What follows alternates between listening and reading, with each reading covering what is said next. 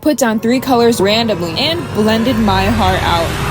I love this one. Guys, I have an issue. I just can't stop buying cute things. It's an obsession. It's a lifestyle. I've accepted it. I have so many things. So why don't I just put them all together and create a massive painting of them all? So I gathered every single keychain, plushie, magnet. I kind of just threw them around for a while until I saw something that I liked. I took a photo and drew it all out in my sketchbook. But something was missing. It needs a little more oomph. So I browsed the interwebs. I thought it'd be a good idea to add in more of my favorite things. Maybe some Asian snacks that I like. Now she's perfect. So here we go. Let's get to painting. First, I painted the base color. I had no idea what the background was gonna be. I usually leave that for last. So for now, I just painted a very light pink. I then quickly sketched out everything in red paint. This is so I have an idea of where my colors and shapes will fall. After the sketch is done, I paint the first layer of colors. Since I'm using oil paint, I like to build up my colors in layers. Here's where I get fancy with it. I start painting in the highlights and darks. I purposely leave empty space for these so they can really pop and won't be muddled when painted on top of other colors. Never use black paint straight from the tube. I learned that mixing your own black has more richness and depth. To make my own black paint, I mixed together dark blue and dark brown. Another art school tip, take a few steps back to look at your painting in its entirety once in a while. You can get so caught up in the tiny details, you forget to look at the whole picture. I remember being so proud of mixing the color for this. It was a perfect bright orange match. When it comes to building depth and contrast, lay your base color first, then go in with darker shades to really give it a full voluminous look. I also use like 1,000 brushes when painting. Tiny brushes really help for tiny detail, like small lines and letter work. To create a beautiful seamless blend, I use a dry, clean, fluffy brush. Make sure she's really fluffed up, open up, and fan out the bristles. Then with the slightest touch, tip tap the fluffy brush on the canvas to blend those colors together. I'm barely touching the canvas with the brush. Use an extremely light hand with blending to make it seamless.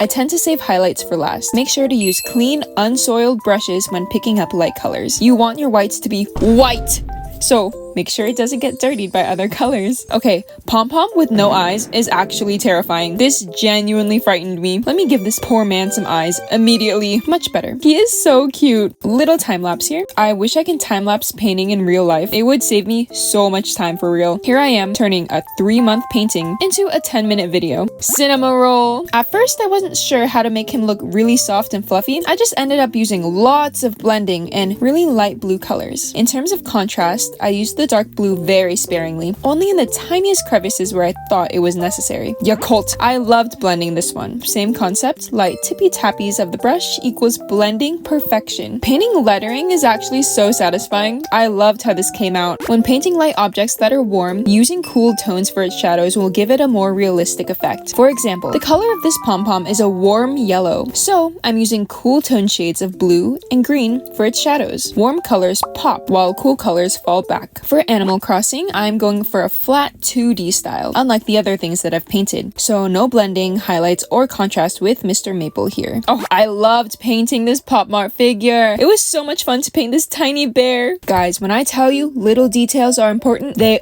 are. This small line of yellow, instantly better. Okay, now here I am, facing a grave issue with the background. I saved the background for last, and our time has come to figure it out. At first, I was going to keep it a simple plain pink, but then I thought that was too boring. On top of that, the pink camouflaged a lot of the pink parts of the painting already. Then I did a complete switcheroo and went for a light blue instead. I still hated it. I was very unsure. I just started doing whatever my heart desired and just went for it. No thoughts, just paint. I kind of was going for an aura gradient at first, but it looked strange. I put down 3 colors randomly everywhere and blended my heart out. I blended until I could no longer blend the blend. Also, my brush is tiny, so it took a long time to actually finish the background. Next MapleMay investment, giant blending brushes for my giant paintings. Here I am, almost getting there, but still not quite there just yet. I even painted the edges because I like how that looks. It's not necessary, and no one else will see it, but I will see it, and that's what matters. And then I redid the keychain since I repainted the background like a bajillion times, and didn't want to paint around these tiny balls constantly. Some last finishing touches, a few lines here, a touch of contrast there,